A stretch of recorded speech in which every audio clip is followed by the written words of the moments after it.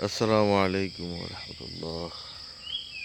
কাকা দেখেন যে কবরস্থানের অবস্থা, যেখানে আপনি বাউন্ডারি করবেন, ঠিক আছে, মাটিগুলো সব চলে গেছে।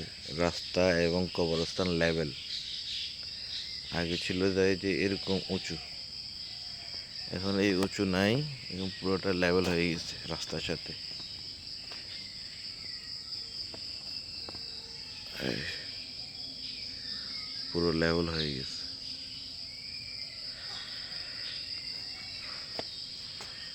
আর আমি তো এখানে কোনো একটা গাছ ছাড়া তো আর কোনো গাছ দেখতে পাচ্ছি না। কি গাছ নিয়ে ওনারা শুরু করলো?